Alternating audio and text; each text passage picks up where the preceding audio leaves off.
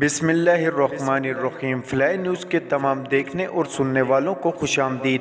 اگر آپ ہمارے چینل پر نئے ہیں تو سب سے پہلے چینل کو سبسکرائب کر دیں اور بیل آئیکن کو پریس کر دیں اور ہماری ویڈیو کو پورا دیکھیں تاکہ دنیا کی معلومات سے آپ باخبر رہ سکیں۔ آئے بڑھتے ہیں خبروں کی جانب۔ Pakistan Tehreek Insaf P T I کے چیئرمین عمران خان سے سابق وزیر اعلیٰ پرویز الہی نے ملاقات کی۔ پی ٹی آئی کے دونوں رہنماؤں نے لاہور زمان پارک میں ملاقات کی۔ ذرائع کے مطابق جیل برو تحریک کے تحت گرفتار کارکنان کی رہائی کے لیے قانونی لائحہ عمل پر تبادلہ خیال کیا گیا۔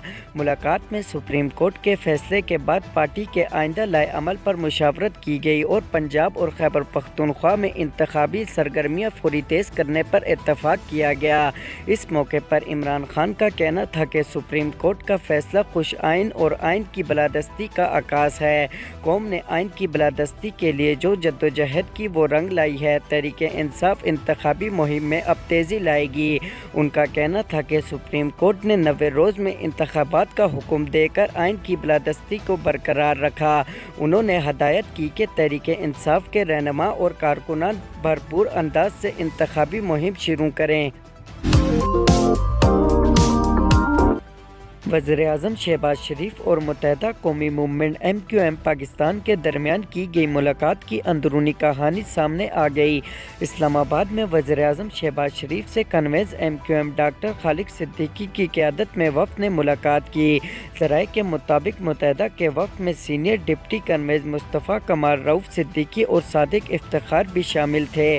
ذرائع نے بتایا کہ ملاقات میں ایم کیو ایم پاکستان کے رہنماؤں نے پیپل پارٹی سے کیے گئے معاہدے پر اب تک عمل درآمد نہ ہونے کا شکوہ کیا، جبکہ حلقہ بندیوں کے حوالے سے یقین دہانی کرانے کے باوجود سندھ حکومت کی جانب سے کوئی پیش رفت نہ ہونے پر بھی تشویش کا اظہار کیا گیا۔ ملاقات میں متحدہ رہنماؤں کی جانب سے ڈیجیٹل مردم شماری کے حوالے سے آن لائن رجسٹریشن کے دنوں میں اضافے کے مطالبے کو تسلیم کیا گیا۔ ملاقات میں ایم کیو ایم پاکستان نے خانہ شماری جو 3 روز تک ہونی ہے، اس میں بھی 10 دن کے اضافے کا مطالبہ کیا تھا۔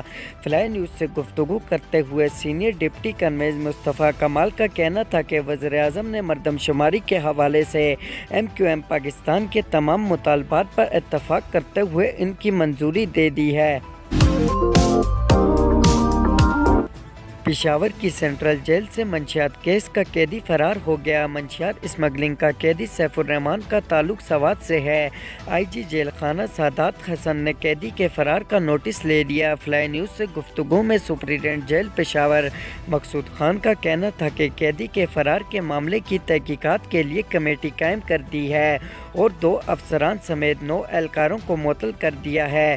انہوں نے بتایا کہ جیل میں تعمیراتی کام جاری تھا۔ قیدی تعمیراتی سامان والی گاڑی میں بیٹھ کر فرار ہو گیا۔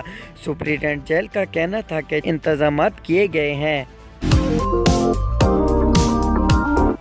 یونان میں ہونے والے ٹرینوں کے حادثے میں ہلاکتوں کی تعداد 36 ہو گئی۔ میڈیا رپورٹ کے مطابق یونانی شہر لاریسا میں 2 ٹرینوں کے درمیان ہونے والے تصادم کے بعد جائے حادثہ پادی کارروائیاں جاری ہیں، جبکہ حکام نے اب تک حادثے میں 36 افراد کے ہلاک ہونے کی تصدیق کی ہے۔ عالمی ماہر موسمیات نے پاکستان اور بھارت میں اس سال مارچ کے آخر سے مئی تک شدید گرمی کی لہروں کی پیش گوئی کی ہے۔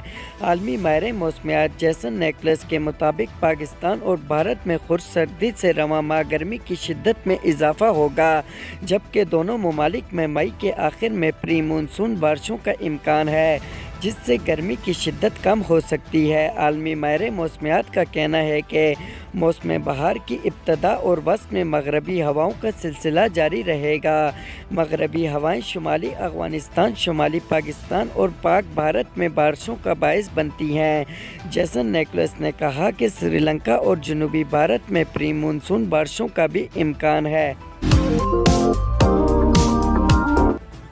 طالبان نے کابل میں سفارتی مشنز اور مساجد پر حملے کرنے والے داعش کے اہم کمانڈر کو ہلاک کر دیا۔